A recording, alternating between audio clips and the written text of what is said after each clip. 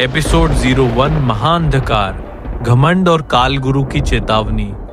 शुरुआत में बहुत ही गहरा, डरावना और गूंजता हुआ एम्बिएंट संगीत, विशाल ज्वालामुखियों के फटने की गड़गड़ाहट, पिघले हुए लावे की सुलगने की आवाज और लोहे की विशाल जंजीरों का कर्कश खिंचाव। सृष्टि के उस सबसे काले और शापित कोने में, जिसे काल लोक कहा जाता है, चारों तरफ सिर्फ जलती हुई राख, जहरीला धुआं और तड़पती आत्माओं की चीखें गूंजती थीं। इसी काल लोक के सबसे ऊंचे पर्वत पर बना था सम्राट कालनेमी का महल। महल की दीवारें इंसानी हड्डियों और मलबे से बनी थीं। कालनेमी एक ऐसा मायावी और क्रूर सम्राट, जिसने अमरता पाने के लिए हजारों राज्यों को शमशान बना दिया था। उसका शरीर विशाल, लाल काली आंखों वाला और पिघली हुई धातुओं जैसा सख्त था। जब वो अपने विशाल सिंहासन पर बैठता तो उसके छहों हाथों में थमे जहरीले अस्त्र नीली काली लपटों से धधक उठते थे। उसकी सेना में एक से बढ़कर एक खौफनाक राक्षस थे। उसका भाई भस्म दैत्य, उसकी मायावी बहन छाया सुंदरी और उसके मुख्य सेनापति रक्त दैत्य तामसिक और अंध गरुड़।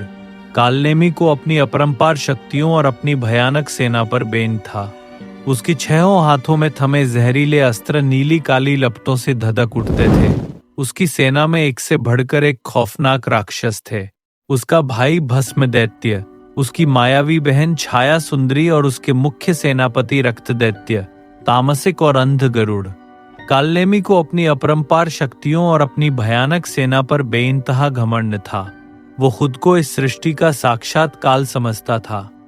अचानक एक प्राचीन डमरू और घंटी की डरावनी गूंजती हुई आवाज, मंत्रों के भयंकर उच्चारण की फुसफुसाहट। लेकिन कालनेमी का भी एक आका था, उसके महागुरु आचार्य काल भैरव। वे हजारों सालों से काल लोक की एक गुप्त गुफा में उबलते लावे के बीच नग्न बैठकर तंत्र साधना कर रहे थे। आचार्य काल भैरव की आंखें हमेशा बंद रहती थी, लेकिन उनकी दिव्य दृष्टि दसों दिशाओं में देख सकती थी। तभी साधना के बीच आचार्य काल भैरव की आंखें अचानक से खुली। उनकी आंखों से लाल आग की भयानक लपटें बाहर निकली। पूरे काल लोक की नींव हिल गई। आचार्य काल भैरव ने अपनी तपस्या के प्रभाव से देखा कि पृथ्वी पर एक बेहद साधारण से गांव में एक बालक का जन्म हुआ है, जिसके दाहिने हाथ पर नीले रंग का दिव्य चक्र अंकित है। लावे के भड़कने और भारी कदमों के सरकने की आवाज। आचार्य काल भैरव तुरंत अपनी गुफा से निकले और कालनेमी के दरबार में पहुंचे। उनका विकराल रूप देखकर कालनेमी का घमंड भी एक पल के लिए थरथरा गया। उसने तुरंत अपने सिंहासन से उठकर गुरु को प्रणाम किया। कालनेमी भारी गूंजती आवाज में, गुरुदेव, आपकी साधना के बीच आपका इस तरह अचानक पधारना, क्या कोई संकट आया है? काल गुरु कड़कती और गंभीर आवाज में, मूर्ख कालनेमी, तू यहाँ अपने अहंकार में अंधा बना बैठा है और उधर पृथ्वी लोक पर नियति ने तेरे काल का बीज बो दिया है। पृथ्वी के एक छोटे से गांव में उस दिव्य रक्षक का जन्म हो चुका है। उसके दाहिने हाथ का नीला जन्म चिन्ह इस बात का प्रमाण है कि वह प्राचीन दिव्य अस्त्रों का वारिस है। वह अभी एक छोटा बालक है। यदि तूने उसे अभी नष्ट नहीं किया तो जब वो अपनी शक्तियों को जानेगा, वो तेरे इस पूरे साम्राज्य को भस्म कर देगा। कालनेमी का भयानक अहंकार से भरा अट्टहास, हा हा हा हा। गुरु की बात सुनकर कालनेमी खौफ से कांपने के बजाय जोर जोर से हंसने लगा। उसका भयानक अट्टहास महल की दीवारों से टकराकर गूंजने लगा। उसके घमंड की कोई सीमा नहीं थी। कालनेमी लापरवाही और घमंड से भरी आवाज में, हा हा हा हा, गुरुदेव, आप एक मामूली इंसानी बच्चे से डर गए? एक छोटा सा असहाय बच्चा कालनेमी का अंत करेगा, जिसकी रक्षा के लिए न कोई सेना है न कोई शक्ति। उस तुच्छ चींटी को कुचलने के लिए मुझे खुद जाने की क्या आवश्यकता है? मैं अपनी सेना के कुछ मामूली साया राक्षसों और दैत्यों को भेज देता हूँ। वे खेल खेल में ही उस गांव को राख कर देंगे और उस बच्चे की गर्दन काटकर मेरे चरणों में फेंक देंगे। एक इंसान कभी कालनेमी का प्रतिद्वंदी नहीं बन सकता। काल गुरु ने निराशा में अपना सिर हिलाया। वे जानते थे कि कालनेमी का यही अति अहंकार एक दिन उसके विनाश की वजह बनेगा। लेकिन कालनेमी ने अपने हुक्म के मुताबिक अपनी सेना के नीच और क्रूर साया दैत्यों की एक टुकड़ी को उस असहाय इंसानी बच्चे का अंत करने के लिए पृथ्वी लोक की तरफ रवाना कर दिया। एपिसोड 02 वीर का बचपन, परिवार का प्यार और ढलती शाम। सुबह सुबह पक्षियों की चहचहाट, दूर बहती नदी की कलकल आवाज और हल्की ठंडी हवा के चलने का बहुत ही शांत, सुंदर और देहाती। काल लोक के उस भयानक अंधकार से हजारों मील दूर हरियाली से घिरा एक छोटा सा सुंदर गांव था, सूर्यग्राम।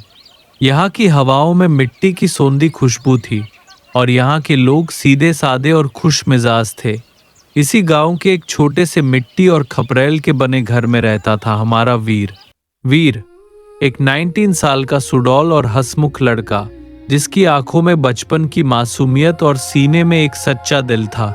वीर को ये जरा भी एहसास नहीं था कि उसके दाहिने हाथ पर जो जन्म से बना एक नीला गोल निशान है, वो कोई मामूली तिल नहीं, बल्कि इस ब्रह्मांड का सबसे बड़ा रहस्य है। रसोई से बर्तनों के खटकने की आवाज, रोटियों के तवे पर सिकने की छन छन आवाज और माँ की पुकार। सुबह की पहली किरण के साथ ही वीर के घर में चहल पहल शुरू हो जाती थी। उसकी माँ यशोदा, एक बेहद दयालु और ममतामयी स्त्री, जो वीर को अपनी जान से भी ज्यादा चाहती थी। सुबह सुबह रसोई से ताजी रोटियों और देशी घी की खुशबू पूरे घर में फैल जाती थी, लेकिन वीर को जगाना किसी युद्ध से कम नहीं था। माँ प्यार भरी फटकार के साथ तेज आवाज में, वीर, अरे ओ वीर, सूरज सिर पर चढ़ाया है और तू अभी तक कुंभकर्ण की तरह सोया हुआ है।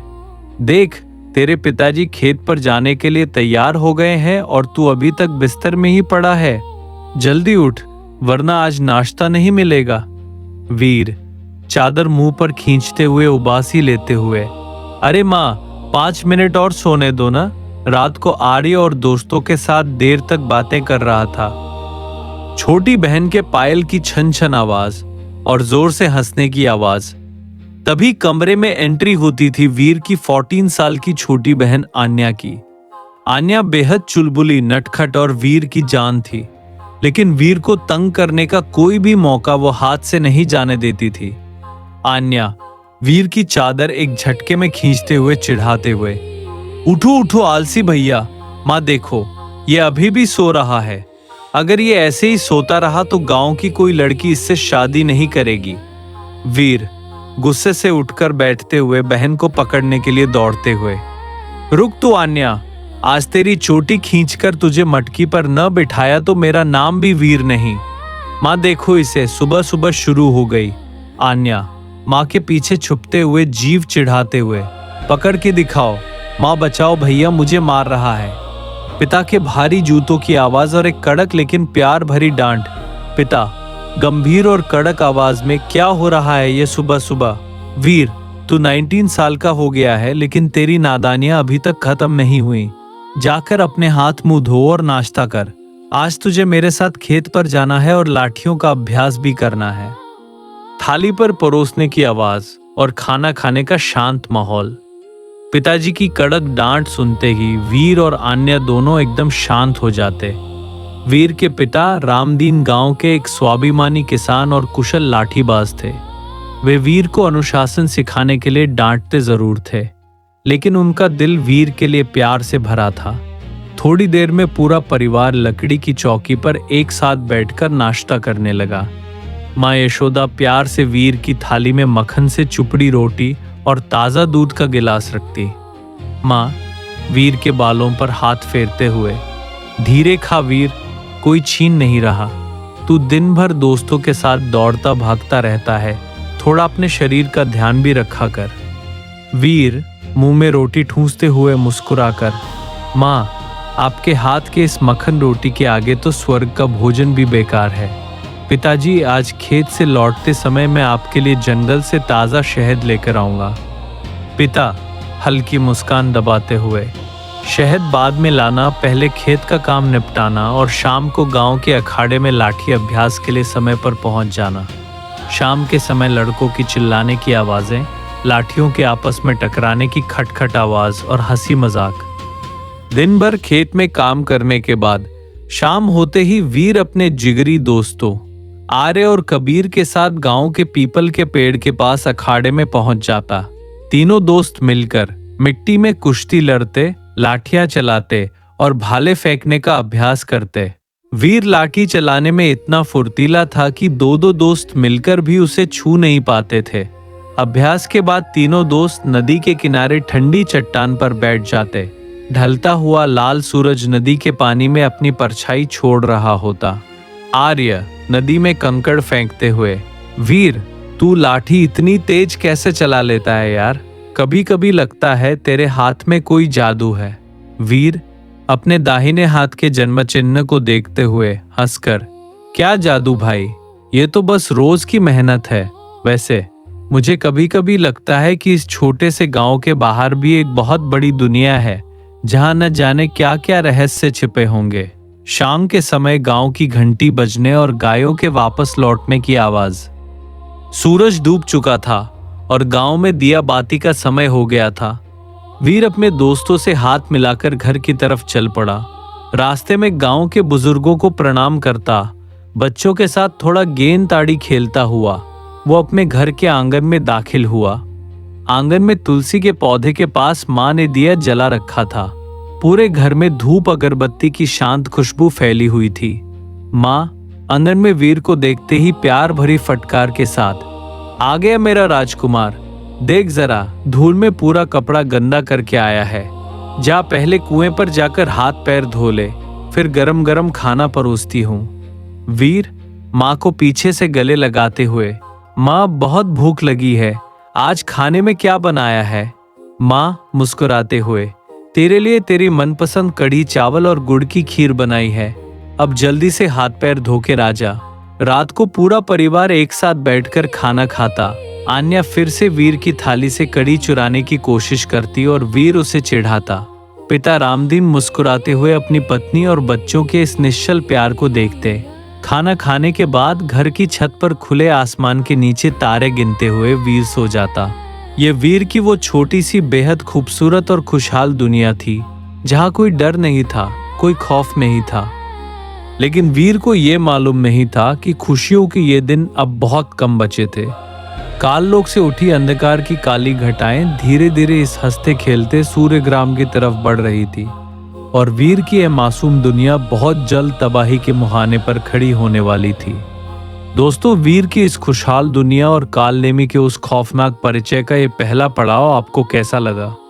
अगले एपिसोड 03 में हम देखेंगे कालनेमी के साया सैनिकों का सूर्यग्राम पर भयानक हमला, जो वीर की जिंदगी को हमेशा हमेशा के लिए बदल कर रख देगा। इस महादाता से जुड़े रहने के लिए अभी चैनल को सब्सक्राइब करें और बेल आइकन दबाना ना भूलें। वीडियो को लाइक करें और कमेंट में लिखकर बताएं जय वीर। मिलते हैं अगले एपिसोड में, तब तक के लिए जुड़े रहिए। एपिसोड 03 सूर्यग्राम का संहार। चीखें और दिव्य गरुड़ का आगमन। रात का सन्नाटा। अचानक आसमान में बिजली के जोरदार कड़कने की आवाज, काले बादलों का फटना और डरावनी राक्षसी चीखों की गूंज। सूर्यग्राम की वह शांत और सुहानी रात कुछ ही पलों में साक्षात नरक में बदलने वाली थी। पूरा गांव गहरी नींद में सो रहा था। वीर के घर में भी दिया बुझ चुका था, लेकिन अचानक आसमान का रंग खूनी लाल हो गया। हवा में बारूद, सड़े हुए मांस और जहर की दुर्गंध फैल गई। जमीन इतनी तेजी से कांपी मानो भूचाल आ गया हो। इससे पहले कि गांव के लोग संभल पाते, कालनेमी के भेजे हुए 7-7 फीट लंबे, काली त्वचा और लाल आंखों वाले साया दैत्य कुल्हाड़ियों और जलती मशालों के साथ गांव पर टूट पड़े। घरों में आग लगा दी गई। मासूम इंसानों की चीखें, बच्चों का रोना और दैत्यों का खौफनाक अट्ठास पूरे सूर्यग्राम में गूंज उठा। दरवाजे के टूटने की भयानक आवाज, माँ और बहन की चीखें। धड़ाम! एक विशाल दैत्य ने वीर के घर का मुख्य दरवाजा एक ही लात में तोड़ दिया। लकड़ी के टुकड़े उड़कर कमरे में गिरे। धुएं और आग की लपटों के बीच वह खौफनाक दैत्य कमरे के भीतर दाखिल हुआ। उसके हाथों से इंसानी खून टपक रहा था। वीर, उसके पिता रामदीन, माँ यशोदा और छोटी बहन आन्या खौफ के मारे एक दूसरे से लिपट गए। वीर के पिता ने तुरंत अपनी पुरानी लाठी उठाई और आगे बढ़े। लेकिन दैत्य ने अपनी लोहे जैसी बांह के एक ही थपेड़े से पिता को दीवार पर दे मारा। पिता रामदीन खून से लथपथ होकर गिर पड़े। आन्या कांपती रोती हुई चीख, भैया भैया मुझे बचाओ, मुझे डर लग रहा है भैया। मासूम बच्ची को घसीटने की आवाज, कपड़े फटने का शब्द और दिल दहला देने वाला दर्दनाक संगीत। दैत्य की खूनी नजरों की नजर 14 साल की मासूम आन्या पर पड़ी। उसने एक भयानक हंसी के साथ अपने विशाल गंदे हाथों से आन्या के बाल पकड़े और उसे जमीन पर घसीटते हुए बीच कमरे में खींच लाया। वीर अपनी बहन को बचाने के लिए पागलों की तरह दैत्य पर झपटा, लेकिन दूसरे दैत्य ने वीर की छाती पर भारी पैर रखकर उसे जमीन पर जकड़ दिया। वीर चीख रहा था, तड़प रहा था, उसकी आंखों से आंसू और गुस्से का खूनी पानी बह रहा था। वीर गला फाड़कर चीखते हुए, आंखों में खून उतरे हुए, छोड़ दे उसे, राक्षसों छोड़ दो मेरी बहन को। आन्या आन्या आन्या और वीर की नजरें एक दूसरे से मिली। आन्या की भोली आंखों में बेइंतहा दर्द और अपने भैया से बचाने की आखिरी उम्मीद थी, लेकिन वो हैवानियत की सारी हदें पार करने वाला था। आन्या की रोती हुई आंखों के सामने उसकी पूरी छोटी सी जिंदगी की यादें तैर गईं। अपने भैया को चिढ़ाना, उसके साथ खेलना, माँ की कढ़ी चावल चुराना, और फिर उस पिशाच दैत्य ने आन्या के दोनों पैरों को पकड़ा और वीर की आंखों के सामने ही एक ही झटके में आन्या के 2 टुकड़े कर दिए। बहुत ही खौफनाक हड्डी टूटने का शब्द, मासूम की आखिरी दर्दनाक चीख और खून के छिड़कने की आवाज। आन्या की चीख हवा में ही जम गई। खून के फव्वारे वीर के पूरे चेहरे और कपड़ों पर आ गिरे। वह दैत्य रुका नहीं। उसने आन्या के कटे हुए शरीर के मांस को वीर के सामने ही चबा चबा कर खाना शुरू कर दिया। उसके मुंह से बहता खून और हड्डियों का चटकना देखकर वीर की आत्मा भीतर तक कांप गई। वीर की आंखों से आंसुओं की जगह साक्षात खून बहने लगा।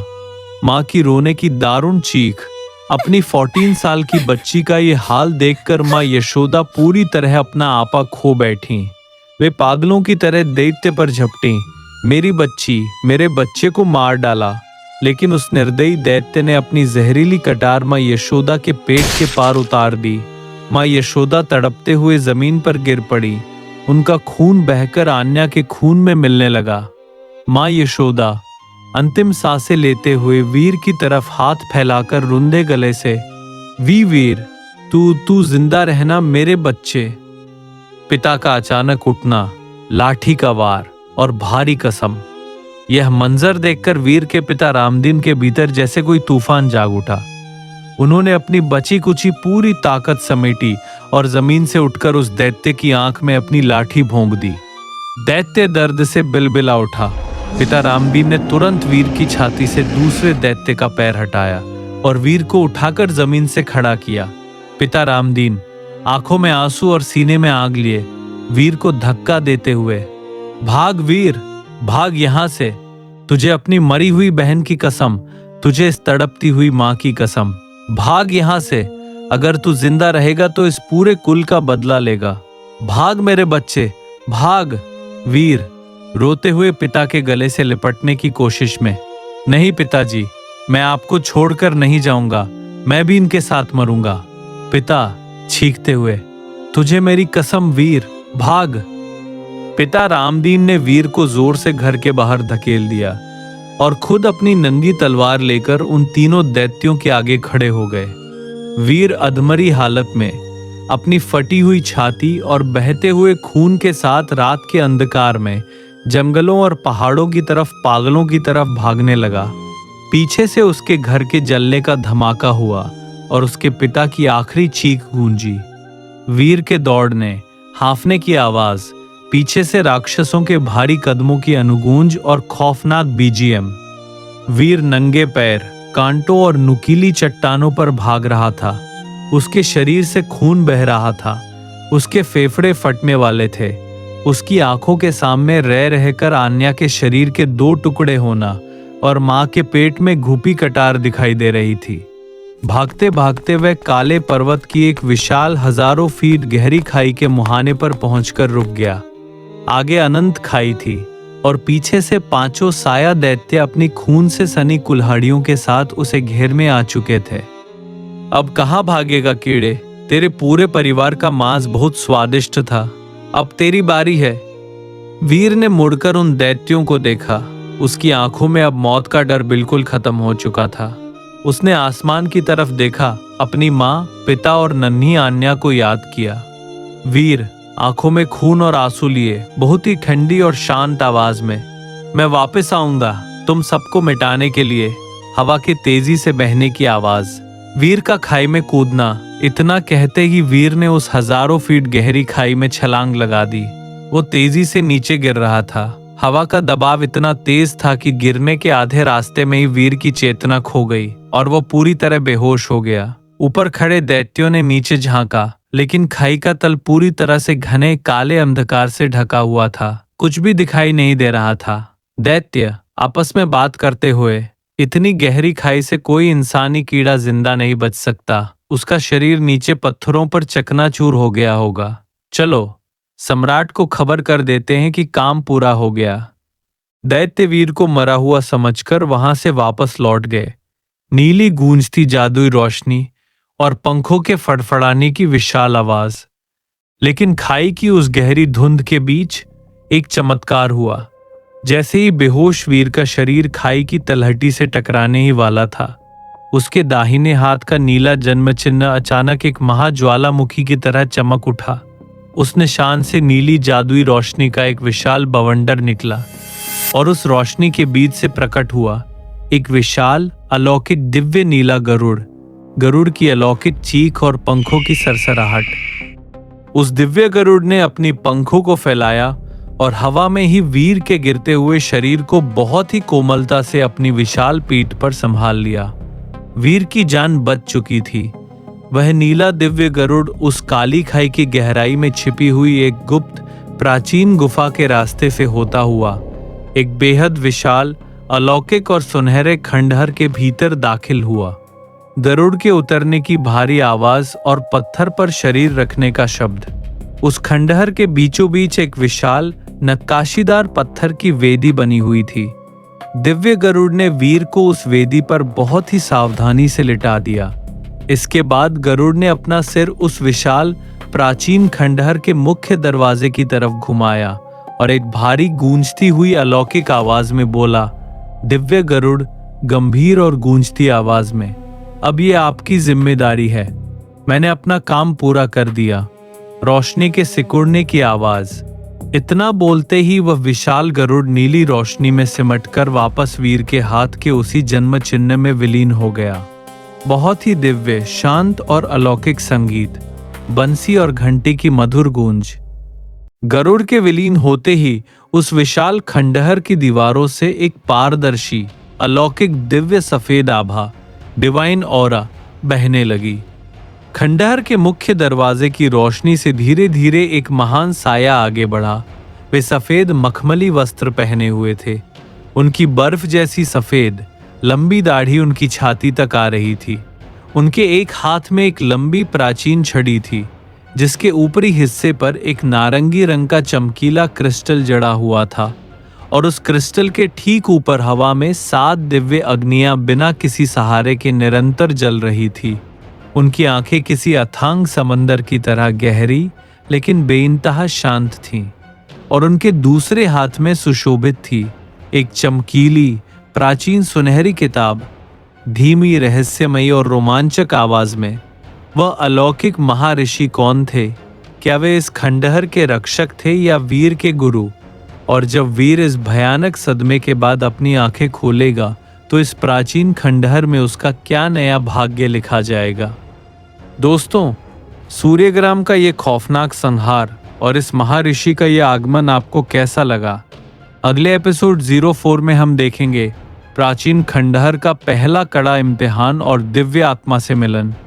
इस महागाथा से लगातार जुड़े रहने के लिए अभी चैनल को सब्सक्राइब करें और बेल आइकन दबाना ना भूलें। वीडियो को एक बड़ा सा लाइक जरूर दें और कमेंट में टाइप करें जय दिव्य रक्षक। मिलते हैं अगले एपिसोड में, तब तक के लिए जुड़े रहिए।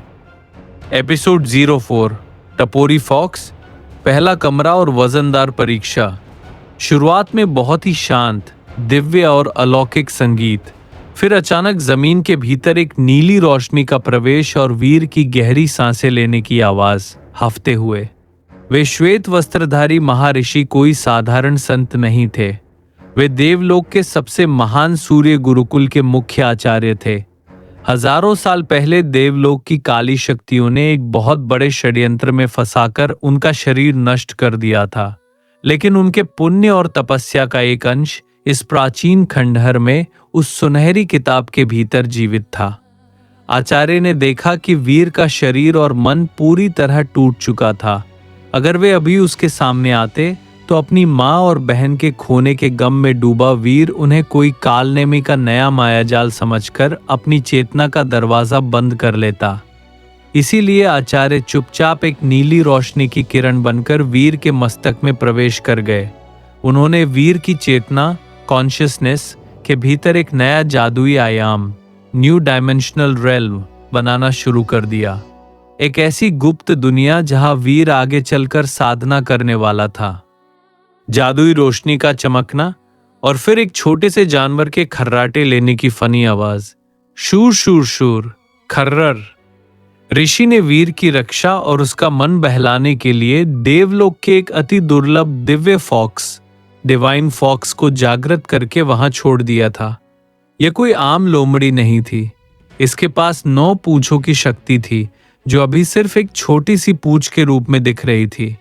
देखने में ये एक बेहद क्यूट, लाल सुनहरे रोएंदार बच्चे जैसा था, लेकिन इसके दिमाग में खुद को पूरे ब्रह्मांड का राजा समझने की कीड़ा दौड़ रहा था। वीर के होश में आने का कराहना, पट्टियों का हिलना। धीरे धीरे वीर ने अपनी आंखें खोली। उसके शरीर के सारे प्राण घातक घाव पूरी तरह भर चुके थे। उसके सीने का दर्द गायब था, लेकिन मन का बोझ अभी भी वैसा ही था। वीर ने उठकर अपने आसपास देखा। वह उसी विशाल सुनहरे पत्थर पर लेटा हुआ था, लेकिन तभी उसकी नजर अपने पैरों के पास बैठी उस छोटी सी क्यूट लोमड़ी पर पड़ी, जो अपने पैरों को फैलाकर बहुत ही शाही अंदाज में बैठी हुई थी। फॉक्स का अपनी पूंछ से मूछें खुजलाने का आवाज और टपोरी स्टाइल की हंसी। फॉक्स एकदम बिंदास टपोरी और अकड़ू लहजे में, क्या रे बिडू, तू जाग गया? चल, अच्छा ही हुआ बे, वरना खामखाई अपुन तेरे वास्ते परेशान हो रहा था। कब से अपुन यहाँ बैठ के तेरा थोबड़ा घूर रहा है।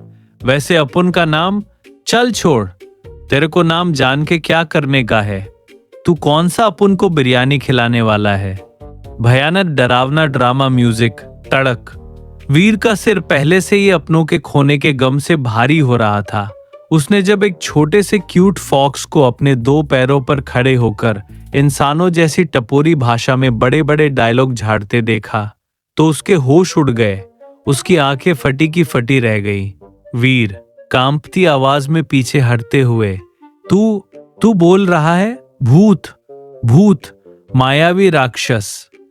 फॉक्स गुस्से में अपनी एक छोटी पूंछ हवा में लहराते हुए, अबे ढक्कन, किसको भूत बोला बे? अपुन भूत दिखता है तेरे को? अपुन इस पूरे ब्रह्मांड का होने वाला किंग है, किंग, समझा क्या? देवलोक की अप्सराएं अपुन की एक ऑटोग्राफ के लिए लाइन लगाती थी, और तू अपुन को भूत बोलता है? ए बिडू, ज्यादा हवा में मत उड़, वरना ऐसा फटका मारूंगा न कि सीधा काल लोक में लैंड करेगा। वीर के पागलों की तरह भागने की आवाज, चप्पल जूतों की खटखट और हांफने की आवाज। वीर कुछ भी सुनने के मूड में नहीं था। वह उस खंडहर में बदहवास होकर भागने लगा। भूत, मुझे बचाओ, माँ, पिताजी। वह 1 घंटे तक उस विशाल खंडहर की भूल भुलैया में गोल गोल दौड़ता रहा। पीछे पीछे फॉक्स आराम से हवा में तैरते हुए उसके सिर पर मंडरा रहा था। फॉक्स हवा में लेटे लेटे झपकी लेते हुए, अरे दौड़ बिडू, दौड़, थोड़ा फैट कम होगा तेरा। जब थक जाएगा तो अपुन के पास ही आना पड़ेगा ना। अपुन यहाँ मस्त नींद निकालता है। आखिरकार 1 घंटे की कड़ी भाग दौड़ के बाद वीर पूरी तरह हांफते हुए थककर चूर हो गया। उसके फेफड़े जल रहे थे। वह वापस उसी बड़े पत्थर पर आकर धप से बैठ गया। फॉक्स जो झपकी ले रहा था, वीर की लंबी लंबी सांसों की आवाज सुनकर एक आंख खोलकर जाग गया। सन्नाटा और फिर फॉक्स का ताली बजाने का शब्द। फॉक्स, चुटकी बजाते हुए। हो गया तेरा रनिंग सेशन खत्म, मार लिया मैराथन। अब मेरी बात ध्यान से सुन, ए झाड़ू की तीली, अगर तेरे को अपने गांव का, अपनी बहन का बदला लेने का है तो रोना धोना बंद कर और चुपचाप उठ। वीर अपनी सांसों को संभालते हुए, अभी भी शक से देखते हुए, तू कौन है और तुझे मेरे बदले के बारे में कैसे पता? फॉक्स अपनी छाती ठोकते हुए, शेखी बघारते हुए, अपुन सब जानता है बिडू, अपुन अंतर्यामी है। तेरे हाथ पर जो वो नीला टैटू चमका न, उसी ने अपुन को जगाया है। सुन, इस खंडहर में 10 बड़े दरवाजे हैं, हर दरवाजे के पीछे तेरी औकात से 100 गुना बड़ी शक्तियां छिपी हैं। लेकिन तू अभी क्या है? 0, पावर लेवल 0, अंडा, समझे क्या? वे 0 नहीं हूं, मेरे पिता ने मुझे लाठीबाजी सिखाई है। फॉक्स जोर जोर से हंसते हुए, हा हा हा, अरे हटो बे, लाठीबाजी से तू कालनेमी के राक्षसों के दांत उखाड़ेगा। चल फालतूगिरी बंद कर और सामने देख। नीले जन्म चिन्ह का चमकना और भारी पत्थर के दरवाजे का घिसना। ग्र फॉक्स के इशारे पर वीर ने अनजाने में अपना दाहिना हाथ सामने बने विशाल लोहे के दरवाजे पर रखा। वीर का नीला जन्म चिन्ह तेजी से धड़कने लगा। दरवाजे पर उकेरे गए प्राचीन अक्षर नीले रंग में चमक उठे। धड़ाम, वह विशाल दरवाजा धीरे धीरे पीछे खिसक गया और खुल गया। पहला कमरा। फॉक्स हवा में कलाबाजी खाते हुए, लो जी, खुल गया सिम सिम। लेकिन अंदर जाने से पहले अपुन बता देता है, ये कोई पिकनिक स्पॉट नहीं है। अंदर पहला टेस्ट है तेरा। बच गया तो लेवल 1 पर पहुंचेगा, वरना तेरा कीमा बन जाएगा। कमरे में कदम रखते ही जहरीले तीरों के छूटने की सू सू आवाज, एरो स्वूश एफेक्ट्स और लोहे की भारी गदा के लटकने का सन्नाटा। जैसे ही वीर ने उस पहले कमरे के भीतर कदम रखा, चारों तरफ की मशालें अपने आप हरे रंग की जादुई आग से जल उठी। कमरा बहुत विशाल था, लेकिन कदम रखते ही जमीन के पत्थर नीचे धंस गए। दीवार से सैकड़ों जहरीले तीर सीधे वीर की तरफ सनसनाते हुए आए। और फॉक्स चीखते हुए, अबे ओए सुस्त मुर्गे, नीचे झुक। वीर ने तुरंत जमीन पर छलांग लगाई। तीर उसके बालों को छूते हुए निकल गए। लेकिन परीक्षा यहीं खत्म नहीं हुई। कमरे के बीचों बीच रखी एक लोहे की वेदी से भारी जादुई दबाव, ग्रेविटी प्रेशर निकलने लगा। वीर को लगा मानो उसके शरीर पर 10 हाथियों का वजन रख दिया गया हो। उसके घुटने जमीन पर टिक गए, उसकी नसें फटने लगी। फॉक्स ऊपर हवा में उड़ते हुए, आराम से चाय पीने के नाटक करते हुए, क्या रे बिडू, इतने में ही फुस हो गया? ये तो देवलोक के सबसे छोटे बच्चे की ट्रेनिंग है। अपने अंदर की सांस रोक, नसों के खून को दिमाग तक पहुंचा, अपनी चेतना को जगा। वीर के चिल्लाने की आवाज और हड्डियों के मजबूत होने की कड़कड़ाहट। वीर ने दर्द से चिल्लाते हुए अपने दांत भींच लिए। उसने अपनी आंखें बंद की। फॉक्स की चिढ़ाने वाली बातें और अपनों की मौत का दर्द उसके भीतर आग बनकर भड़क उठा। वीर ने उस भारी जादुई दबाव के खिलाफ अपने पैर सीधे किए। धीरे धीरे वो खड़ा होने लगा। उसकी नसों में जमा इंसानी कचरा जलने लगा और पहली बार उसकी रीढ़ की हड्डी में नीली जादुई ऊर्जा बहने लगी। वीर ने परीक्षा का पहला चरण पार कर लिया था। वह लेवल 0 से बढ़कर लेवल 1 प्राण संचय कियाई गैदरिंग पर पहुंच चुका था। एक भारी धातु के जमीन पर गिरने की गूंजती आवाज, टैंग। दबाव खत्म होते ही कमरे के कोने में रखी एक विशाल काली तलवार की तरफ वीर की नजर गई। यह काली तलवार देवलोक की सबसे निचली श्रेणी, लोएस्ट ग्रेड डिवाइन वेपन का हथियार था। लेकिन इस इंसानी दुनिया के लिए यह किसी महाअस्त्र से कम नहीं था। वीर ने उस तलवार को उठाने के लिए उसका हत्था पकड़ा, लेकिन वह तलवार अपनी जगह से 1 इंच भी नहीं हिली। वो इतनी भारी थी मानो कोई छोटा पहाड़ जमीन में गड़ा हो। वीर हाथ जोड़कर हाँफते हुए, यह बहुत भारी है, मैं इसे नहीं उठा सकता। फॉक्स नीचे उतरकर वीर के सिर पर एक हल्की चपत मारते हुए, अबे चंपक, तू नहीं उठाएगा तो क्या तेरा नानी उठाएगा? देवलोक का सबसे रद्दी हथियार है ये। चल नाटक बंद कर। फॉक्स की पूंछ का चमकना और भारी जंजीरों के कसने की आवाज। फॉक्स ने अपनी एक पूंछ से जादुई शक्ति निकाली। और उस भारी काली तलवार को वीर की पीठ पर जबरदस्ती मोटी चमड़े की पट्टियों से बांध दिया। वीर का पूरा शरीर उस भारी तलवार के वजन से झुक गया। वह सीधा खड़ा भी नहीं हो पा रहा था। फॉक्स हंसते हुए, सीटी बजाते हुए, हाँ अब लगा ना तू असली कुली। अब सुन बिडू, जब तक तू इस तलवार के वजन को रुई जैसा हल्का महसूस नहीं करेगा, तब तक ये तेरी पीठ से नहीं हटेगी।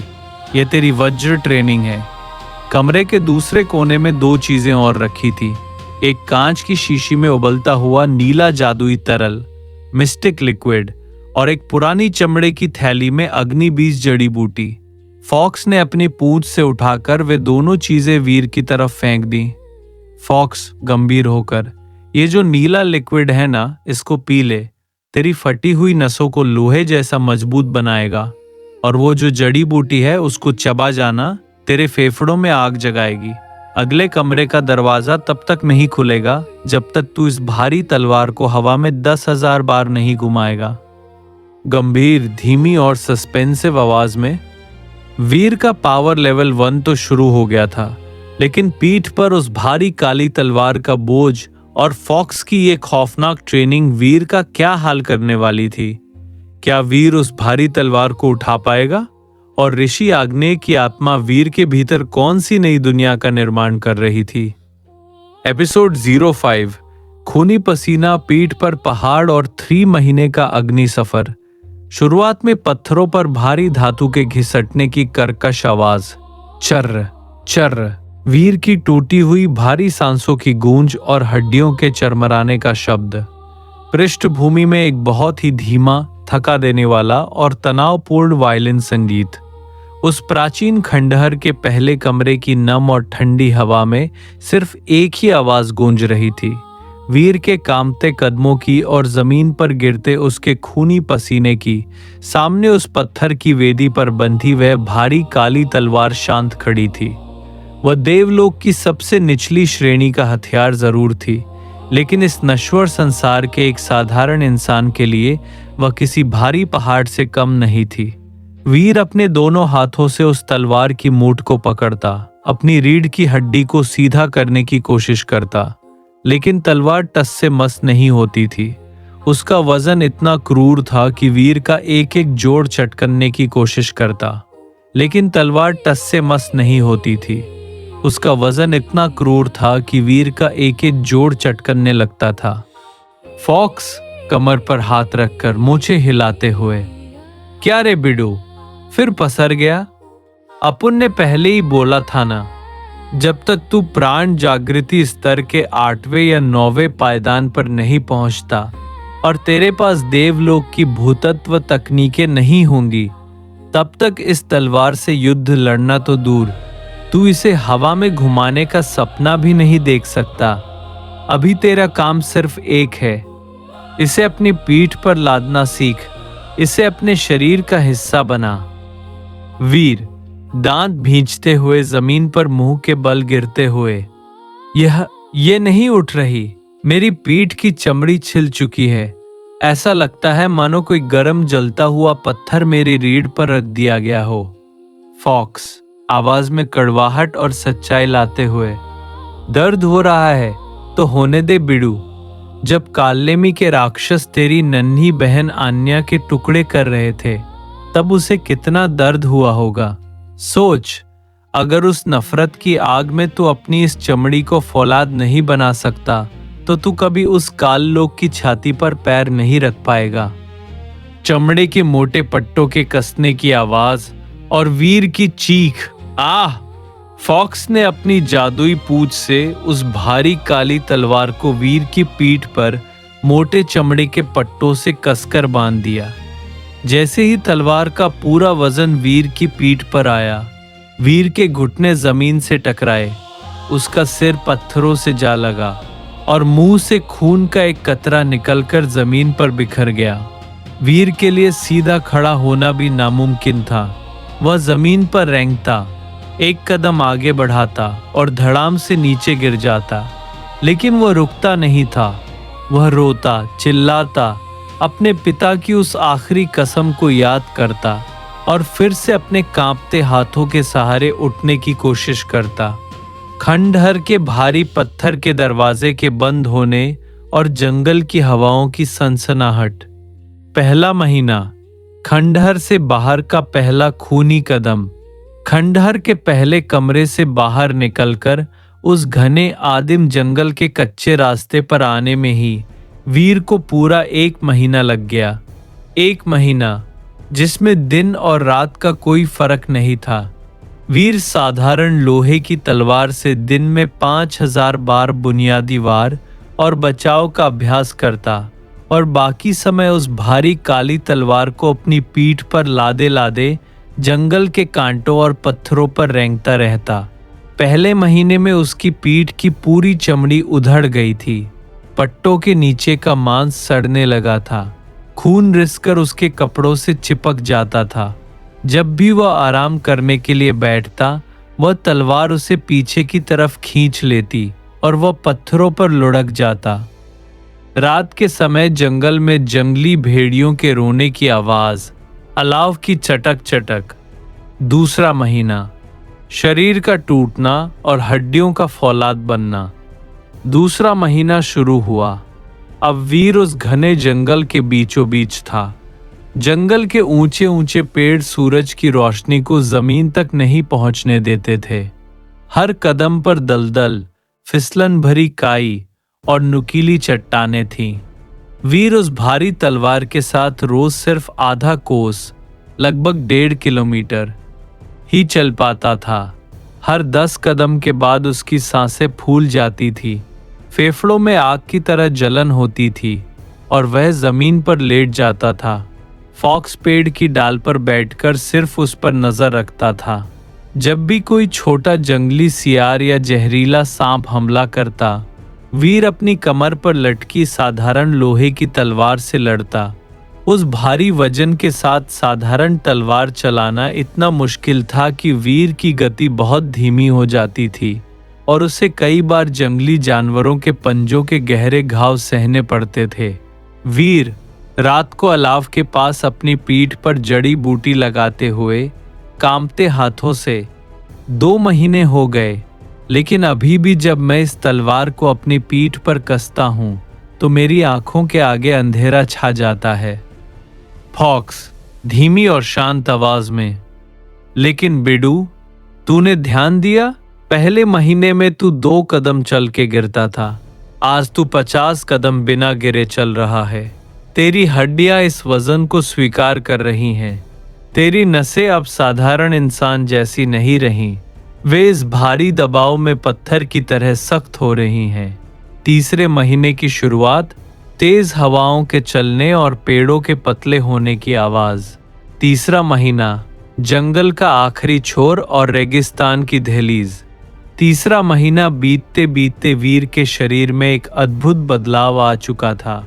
उसके शरीर की सारी चर्बी जल चुकी थी। उसकी मांसपेशियां किसी कसे हुए धनुष की प्रत्यंचा की तरह कठोर हो गई थीं। पीठ पर बंधी वे भारी काली तलवार अब उसे पहले जितनी जानलेवा नहीं लगती थी। वह अब उस भारी वजन को अपनी पीठ पर लादकर घंटों बिना रुके चल सकता था। उसकी चाल में अब एक अजीब सा संतुलन और फौलादी मजबूती आ चुकी थी। जंगल के अचानक खत्म होने की आवाज, फिर कानों को सुनकर देने वाली गर्म थपेड़े मारती तूफानी हवा की सनसनाहट। शू! पूरे 90 दिन, 3 महीने के उस अंतहीन और दर्दनाक संघर्ष के बाद जंगल के घने पेड़ धीरे धीरे खत्म होने लगे। वीर चलते चलते जंगल के आखिरी छोर पर आकर रुका। सामने का दृश्य देखकर उसके कदम खुद ब खुद थम गए। जहां जंगल खत्म हो रहा था, ठीक वहीं से शुरू हो रहा था अंगार रेगिस्तान का वो अंतहीन और धधकता हुआ समंदर। दूर दूर तक सिर्फ लाल पीली रेत के विशाल टीले थे, जिनसे आग की लपटों जैसी गर्म भाप उठ रही थी। उस बंजर और खौफनाक मंजर को देखकर वीर का गला सूख गया, लेकिन इस बार उसकी आंखों में डर नहीं था। उसकी पीठ पर बंधी वो भारी काली तलवार अब उसकी सबसे बड़ी साथी बन चुकी थी। फॉक्स, वीर के कंधे पर आकर बैठते हुए गंभीर आवाज में, 3 महीने की तपस्या पूरी हुई बिडू, अब तू इस तलवार के वजन को संभालने लायक बन चुका है। लेकिन सामने देख, असली परीक्षा अब शुरू होने वाली है। गंभीर, धीमी और थ्रिलर आवाज में वीर ने 3 महीने में उस भारी तलवार को पीठ पर लादने की आदत तो डाल ली थी, लेकिन सामने फैले उस अंगार रेगिस्तान की 25 दिनों की तपती भट्टी में वीर का क्या हाल होने वाला था। क्या वह उस रेगिस्तान को पार करके उस झील वाली गुफा तक पहुंच पाएगा, जहां लेवल 1 का एक सींग वाला खूंखार तेंदुआ उसका इंतजार कर रहा था। एपिसोड 06, अंगार रेगिस्तान की दहलीज, पहली स्क्रॉल और 5 दिनों की अग्नि परीक्षा। शुरुआत में जंगल की सूखी पत्तियों के सरसराने की आवाज, वीर के भारी कदमों के लड़खड़ाने और हांफने की तेज आवाज, पृष्ठभूमि में धीमा, थका देने वाला और तनावपूर्ण संगीत। उस खंडहर की भारी काली तलवार को पीठ पर बांधकर जब वीर उस पाताल गुफा के रास्ते से ऊपर की ओर निकला, तो उसके शरीर का हर एक जोड़ जवाब दे रहा था। उसके कदम जमीन पर पड़ते और हर 2 कदम के बाद उसके घुटने झुक जाते। वह किसी तरह अपने हाथों के बल आगे रेंगता, फिर उठता, 2 कदम चलता और जमीन पर लेट जाता। गांव के उस घने जंगल का रास्ता जो बचपन में उसे आसान लगता था, आज उस भारी बोझ और फटी हुई मांसपेशियों के साथ किसी नरक से कम नहीं लग रहा था। वीर का गला पूरी तरह सूख चुका था, होंठ पपड़ी बन चुके थे, पत्थरों से टकराकर उसके घुटने लहूलुहान हो रहे थे, लेकिन उसके भीतर अपने परिवार के हत्यारों को मिटाने की जो आग थी, वही उसे एक एक कदम आगे घसीट रही थी। जंगल के अचानक खत्म होने की आवाज, फिर कानों को सुन कर देने वाली गर्म थपेड़े मारती तूफानी हवा की सनसनाहट। शू ऊ। जैसे ही वीर उस छोटे से जंगल के आखिरी छोर से बाहर निकला, ठीक उसी पल उसके चेहरे पर एक भारी थप्पड़ की तरह गर्म, उबलती हुई रेत से भरी आग जैसी हवा ने प्रहार किया। वीर लड़खड़ाकर पीछे गिरा, उसकी आंखें चौंधिया गईं। सामने जो मंजर था, उसने वीर की रूह कपा दी। दूर दूर तक, जहां तक नजर जा सकती थी, सिर्फ और सिर्फ धधकती हुई लाल पीली रेत के विशाल टीले थे। न कोई पेड़, न पानी की एक बूंद, न कोई साया। आसमान से सूरज नहीं, मानो पिघला हुआ तांबा बरस रहा था। इस भयानक बंजर जमीन को देखकर वीर का सूखा हुआ गला और भी ज्यादा रुंध गया। उसकी आंखों से बेबसी के आंसू निकले, जो गालों पर आते ही उस गर्म हवा में भाप बनकर उड़ गए। वीर जमीन पर गिरकर रेत को मुट्ठी में भींचते हुए रोती हुई आवाज में, हे ईश्वर, यह कैसा इम्तिहान है। अपनों की चिता की आग अभी मेरे सीने से बुझी भी नहीं थी, और तूने मुझे इस जलते हुए नरक के सामने लाकर खड़ा कर दिया। मैं कैसे पार करूंगा इसे? मैं यहीं मर जाऊंगा। फॉक्स के अचानक हवा में प्रकट होकर जमीन पर छलांग लगाने का फनी साउंड, एफेक्ट्स और ताली बजाने की आवाज। फॉक्स कमर पर हाथ रखकर अकड़ू और टपोरी आवाज में, अबे ओए बेडू, क्या रोतलू जैसा मुंह बना के रेत चाट रहा है रे? चल उठ, क्या देख रहा है इस भट्टी को? यह अंगार रेगिस्तान है। और सुन, कान खोल के अपने दिमाग के स्क्रू टाइट कर ले। इस रेगिस्तान को तेरे को पूरे 25 दिन के अंदर अंदर पार करना है। वीर हैरान होकर फटी आंखों से फॉक्स को देखते हुए, पर 25 दिन इतने बड़े रेगिस्तान को? फॉक्स अपनी पूंछ हवा में लहराते हुए डरावनी आवाज में, हाँ रे बिडू, 25 दिन। अगर 25वें दिन के सूरज ढलने तक तू इस रेगिस्तान के उस पार वाले जंगल में नहीं पहुंचा, तो इधर ईच को एक ऐसा महा तूफान आएगा न बेटे, जो पहाड़ों को भी धूल बना देता है। वो महाबवंडर तुझे तेरी इस हड्डियों के ढांचे को और तेरे सारे बदले के सपनों को उड़ा के काललोक के कचरे के डिब्बे में फेंक देगा। समझा क्या?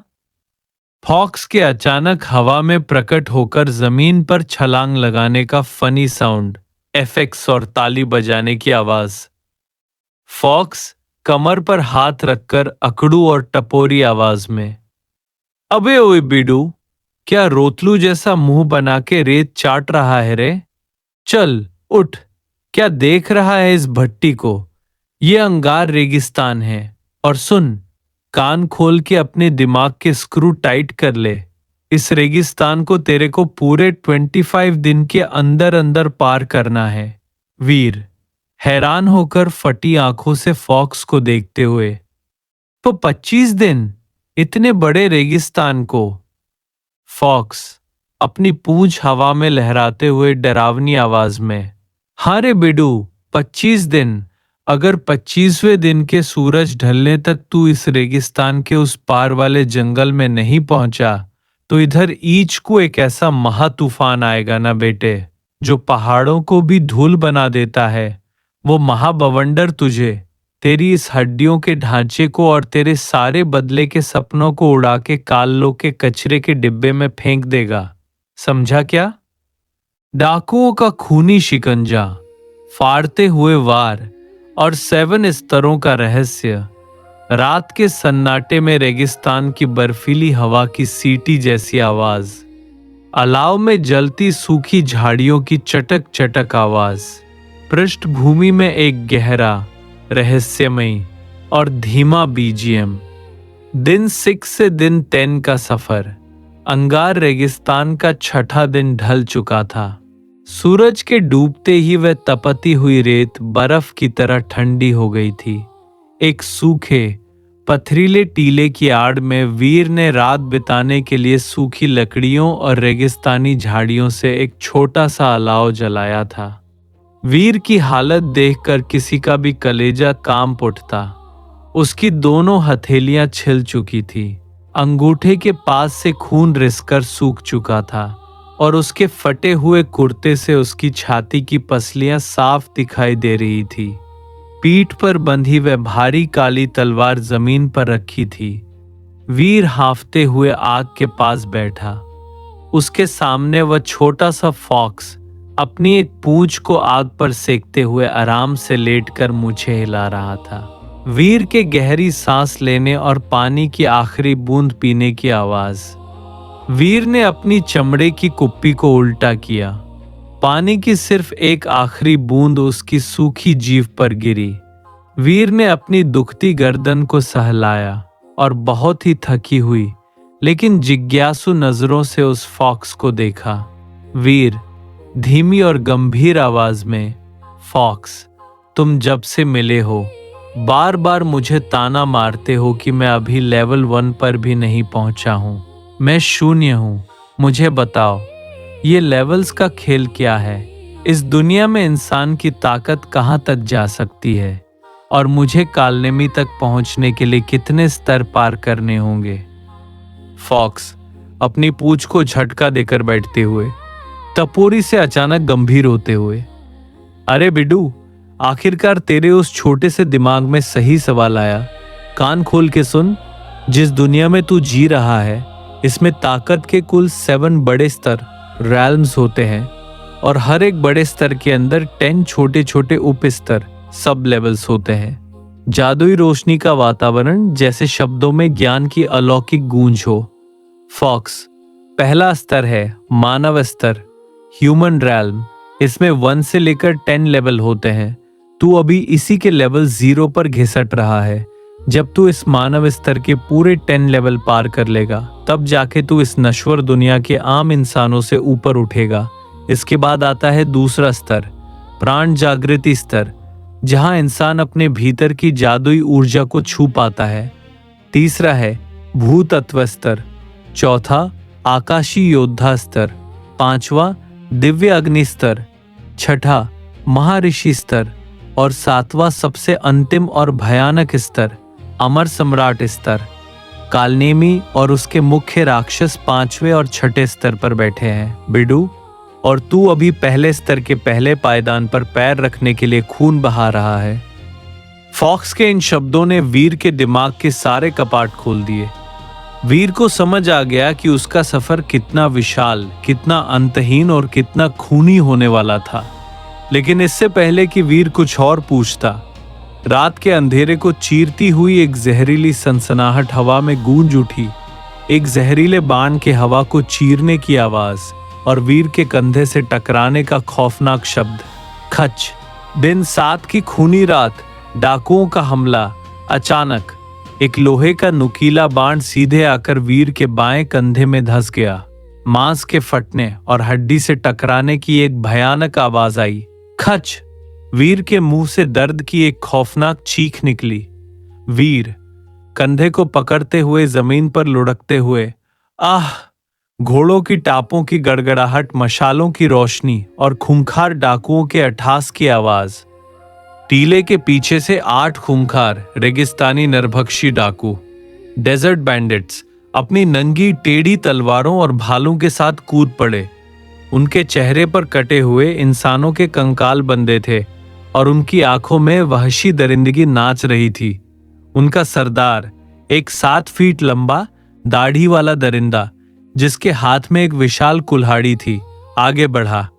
ये डाकू मानव स्तर के लेवल 2 और लेवल 3 के ट्रेंड हत्यारे थे। डाकू सरदार घिनौनी हंसी के साथ थूकते हुए, हा हा हा, देखो भाइयों, इस रेगिस्तान में एक नया चूजा फंसा है। इसके पास वो अजीब सी भारी तलवार है और वो चमकीली लोमड़ी। पहले इस लौंडे के हाथ पैर काटो, इसका खून पिएंगे। डाकुओं के दौड़ने की आवाज, तलवारों के टकराने की तीव्र छनछन और वीर के कराहने का दर्द। 2 डाकू अपनी नंगी तलवारें लेकर वीर की तरफ लपके। पहले डाकू ने वीर की गर्दन काटने के लिए पूरी ताकत से तलवार का तिरछा वार किया। वीर ने कंधे के जहर और भयानक दर्द के बावजूद जमीन पर एक पलटी मारी। तलवार रेत में धंस गई। लेकिन दूसरे डाकू ने वीर के पेट पर अपने भारी बूट से एक लात दे मारी। वीर 3 फीट दूर जाकर एक नुकीले पत्थर से टकराया। उसकी पसली चटक गई। मुंह से ताजा लाल खून का फव्वारा छूटा। फॉक्स हवा में उड़ते हुए चीखते हुए, बिडू, दर्द को भूल जा, वात प्रहार शैली का इस्तेमाल कर। अगर आज तू अपनी जान नहीं बचा पाया तो तेरी बहन का बदला यहीं दफन हो जाएगा। तलवार खींचने का तीखा साउंड, वीर की दहाड़ और मांस कटने का भयानक छपाक। बहन का नाम सुनते ही वीर की आंखों का दर्द गायब हो गया। उसकी आंखों में एक पागलपन, एक खूनी जुनून छा गया। उसने अपने कंधे में धंसे उस तीर को बिना किसी झिझक के अपने ही हाथों से पकड़ा और एक झटके में बाहर खींच लिया। खून का फव्वारा छूटा, लेकिन वीर ने अपनी आंखें भी नहीं झपकाई। उसने जमीन से अपनी साधारण लोहे की तलवार उठाई और वात प्रहार के दूसरे नियम को जगाया। वायु की तरह अदृश्य बनो, बिजली की तरह काटो। वीर दहाड़ते हुए, मरने के लिए तैयार हो जाओ दरिंदों। तलवार का हवा में लहराना, गर्दन कटने और हड्डियों के टूटने की भयानक आवाजें। वीर एक साए की तरह आगे बढ़ा।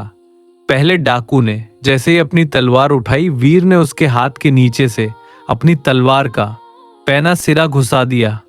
तलवार डाकू के सीने को चीरती हुई उसकी पीठ से बाहर निकल गई। डाकू की आंखें बाहर आ गई।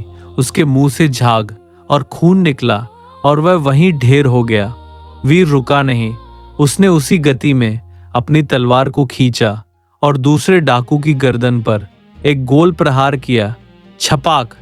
डाकू का सिर धड़ से अलग होकर रेत पर लुढ़क गया और खून का फव्वारा आसमान की तरफ छूटा। डाकू सरदार की विशाल कुल्हाड़ी का वार और जमीन के फटने का धमाका, यह देखकर बाकी डाकुओं के पसीने छूट गए। लेकिन डाकू सरदार गुस्से में पागल हो गया। उसने अपनी विशाल कुल्हाड़ी हवा में उठाई और वीर के सिर पर दे मारी। वीर ने अपनी लोहे की तलवार से उस वार को रोकना चाहा, लेकिन कुल्हाड़ी इतनी भारी थी कि वीर की साधारण तलवार बीच से 2 टुकड़ों में टूट गई। कुल्हाड़ी का नुकीला कोना वीर के दाहिने कंधे को चीरता हुआ उसकी छाती तक एक गहरा घाव बना गया। वीर घुटनों पर गिरते हुए, मुंह से खून उगलते हुए, उफ! डाकू सरदार, हंसते हुए कुल्हाड़ी फिर से उठाते हुए, तेरा खेल खत्म कीड़े। भारी काली तलवार के हवा में घूमने का भारी वजनी साउंड और खोपड़ी फटने का शब्द कड़क। जैसे ही सरदार ने कुल्हाड़ी नीचे गिराई, वीर ने अपनी टूटी हुई तलवार फेंक दी। उसने अपने दोनों हाथों से जमीन पर पड़ी उस रहस्यमयी भारी काली तलवार के हत्थे को जकड़ लिया। तभी वीर के हाथ में बने उस जन्म चिन्ह से रोशनी निकली और वीर के शरीर में फैल गई। उस भारी तलवार का वजन, जिसे वो पहले उठा भी नहीं पाता था, आज नफरत और बदले की ताकत में वीर ने उस तलवार को जमीन से उखाड़कर हवा में घुमा दिया। एक भयानक काले रंग का वायु चक्रवात बना। वो भारी तलवार सीधे डाकू सरदार के सिर पर जा टकराई। सरदार की खोपड़ी तरबूज की तरह फट गई। उसका विशाल शरीर बिना सिर के रेत पर गिर पड़ा। बाकी बचे 4 डाकू खौफ के मारे अपनी तलवारें फेंककर पागलों की तरह रेगिस्तान के अंधेरे में भाग गए। वीर वहीं अपने घुटनों के बल गिर पड़ा। उसका पूरा शरीर अपने और डाकुओं के खून से नहाया हुआ था। छाती का घाव जल रहा था, लेकिन उस भयानक जंग और 10 दिनों की लगातार तपस्या ने वीर की नसों के अवरोध को तोड़ दिया था। उसके शरीर से एक हल्की नीली ऊर्जा की लहर निकली। वीर आखिरकार मानव स्तर के लेवल 1 पर सफलतापूर्वक पहुंच चुका था। फॉक्स धीरे से नीचे उतरते हुए वीर के सिर पर हाथ रखते हुए, बधाई हो बिडू, तूने मानव स्तर का पहला ताला तोड़ दिया है। लेकिन अभी 15 दिन बाकी हैं और आगे का रास्ता इससे भी ज्यादा भयानक है। रक्त मकड़ियों का खूनी जाल, मकड़ी रानी का खौफ और रेत मगरमच्छ का जीवन कोर। दिन 11 से 15। शुरुआत में बहुत तेज झुलसा देने वाली गर्म हवा की सनसनाहट, शू रेगिस्तान की रेत उड़ने और बूटों के भारी कदमों की चरचर आवाज। पृष्ठभूमि में एक धीमा, तनावपूर्ण और संघर्षपूर्ण। दिन 11 और 12 की धधकती दोपहर। अंगार रेगिस्तान का सफर अब अपने दूसरे हफ्ते में प्रवेश कर चुका था। डाकुओं के उस खूनी हमले के बाद वीर की अपनी साधारण तलवार टूट चुकी थी। अब उसके हाथों में उस मृत डाकू सरदार की भारी टेढ़ी और जंग लगी तलवार थी। पीठ पर वो भारी काली तलवार अभी भी बंधी हुई थी। मानव स्तर के लेवल 1 पर पहुंचने के बाद वीर के शरीर में एक नई मजबूती तो आई थी, लेकिन इस रेगिस्तान की भूख और प्यास किसी भी इंसान को अंदर से खोखला कर सकती थी। 11वें और 12वें दिन आसमान से आग बरस रही थी। वीर के होंठ फटकर काले पड़ चुके थे। हर सांस के साथ ऐसा लगता मानो सीने में अंगारे दहक रहे हों। रेत के अंदर से आती हुई अजीब सी खुरदुरी आवाज, कटर कटर और लाखों छोटे छोटे पैरों के चलने की भयानक सरसराहट। 12वें दिन की शाम, रक्त मकड़ियों का घेराव। 12वें दिन का सूरज ढलते ही रेत के एक विशाल गड्ढे में वीर के पैरों के नीचे की जमीन धंसने लगी। अचानक चारों तरफ की रेत फटी और उसमें से दर्जनों नहीं बल्कि सैकड़ों की तादाद में लाल रंग की खरबूजे के आकार की रक्त मकड़ियां, ब्लड स्पाइडर्स, उबलते पानी की तरह बाहर निकलने लगी। उनके 8 पैरों पर आरी जैसे नुकीले कांटे थे। आंखों से खूनी चमक निकल रही थी और मुंह से हरा सड़ा हुआ जहरीला झाग टपक रहा था। फॉक्स हवा में उड़ते हुए चिल्लाकर, अबे ओए बिडू, संभल, ये रक्त मकड़ियां हैं। ये झुंड में शिकार करती है और इंसान के शरीर का पूरा खून चूसकर उसे सूखा कंकाल बना देती हैं। मकड़ियों के फुफकारने की डरावनी आवाजें, तलवार के हवा में घूमने की सनसनाहट, स्वूश छपाक। वीर ने तुरंत अपनी टेढ़ी तलवार म्यान से खींची और वात प्रहार शैली को जगाया। एक साथ 10 मकड़ियां वीर पर झपटी। वीर ने अपनी तलवार को हवा में गोल घुमाया। छपाक छपाक, 4 मकड़ियां बीच से कट गई और उनका हरा जहर रेत पर बिखरने लगा। लेकिन मकड़ियों की संख्या लगातार बढ़ती जा रही थी। जैसे ही वीर 2 को मारता, 5 और रेत से निकल आती। वीर पूरी रात बिना एक पल रुके पागलों की तरह तलवार चलाता रहा। उसके दोनों हाथ छिल चुके थे। तलवार की मूठ उसके पसीने और मकड़ियों के जहर से फिसल रही थी। रात बीतते बीतते वीर के शरीर पर 20 जगह मकड़ियों के दांत गड़ चुके थे। उसकी बाईं जांग और पीठ पर जहर का असर होने लगा था। उसकी त्वचा नीली पड़ने लगी थी। लड़ते लड़ते वीर की सांसें उखड़ रही थी। वह आधी मकड़ियों को भी ठीक से नहीं मार पाया था और सुबह की पहली हल्की लालिमा आसमान में दिखने लगी थी। वीर के घुटने कांपने लगे। तलवार हाथ से छूटने को थी। अचानक जमीन के भीतर एक बहुत ही गहरा, भारी और लगातार बढ़ता हुआ भूचाल, अर्थ ट्रेमर इफेक्ट्स, पत्थरों के कांपने की आवाज। फॉक्स हवा में घबराकर अपनी मूछें पकड़ते हुए बेहद डरी हुई आवाज में, अरे बाप रे बिडू, अब सब खत्म। ये जो कंपन हो रहा है ना, ये इन छोटी मकड़ियों की माँ है, रक्त मकड़ियों की रानी, स्पाइडर क्वीन आ रही है। वो कम से कम लेवल 4 की महादानव है। अगर वो यहाँ आ गई तो तेरी हड्डियों का पाउडर भी नहीं बचेगा। वीर घबराकर फटी आंखों से चारों तरफ देखते हुए कांपती आवाज में, क्या अब मैं क्या करूं फॉक्स? मेरे पैर हिल भी नहीं रहे हैं। जमीन के फटने का महाधमाका और हवा में भारी रस्से के सनसनाने की आवाज। शूशश। जमीन की थरथराहट तेजी से बढ़ने लगी। दूर एक टीले के पीछे से रेत का एक विशाल बवंडर उठा। तभी फॉक्स ने बिना एक पल गवाए अपनी एक पूंछ को लंबा किया और वीर की कमर में कसकर लपेट लिया। फॉक्स वीर को हवा में उठाकर बिजली की तेजी से आसमान की तरफ उड़ गया। ठीक उसी पल वीर ने हवा में लटके लटके नीचे देखा। रेत के उस गड्ढे से एक इंसान के हाथ जितना मोटा सफेद पीला चिपचिपा रस्सा जैसा मकड़ी का जाल हवा में सनसनाने लगा। वह जाल ठीक उसी जगह गिरा जहां वीर एक सेकंड पहले खड़ा था। अगर एक पल की भी देरी होती तो वीर उस विशाल जाल में लिपटकर उस 30 फीट लंबी रानी मकड़ी का निवाला बन चुका होता। यह मंजर देखकर वीर के माथे से पसीने की ठंडी धार बह निकली। दोपहर की झुलसती धूप, पानी के कुंड की धीमी आवाज। दिन 13 और 14 रेत मगरमच्छ से महायुद्ध। फॉक्स वीर को उस भयानक मौत के मुंह से मीलों दूर ले आया। लेकिन 14वें दिन वीर की हालत पानी की कमी और रात के जहर से अधमरी हो चुकी थी। तभी उसे दूर एक कुंड, ओएसिस दिखाई दिया। जैसे ही वीर पानी पीने झुका, कुंड का पानी फटा और 15 फीट लंबा लेवल 3 का खूंखार रेत मगर बाहर निकल आया। मगरमच्छ की पूंछ के एक ही थपेड़े से वीर की 3 पसलियां टूट गईं। मौत बिल्कुल सामने थी।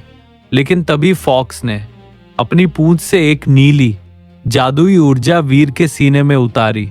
उसे 10 सेकंड का पावर बूस्ट दिया और मगरमच्छ के गले के नीचे कालाल कमजोर हिस्सा दिखाया।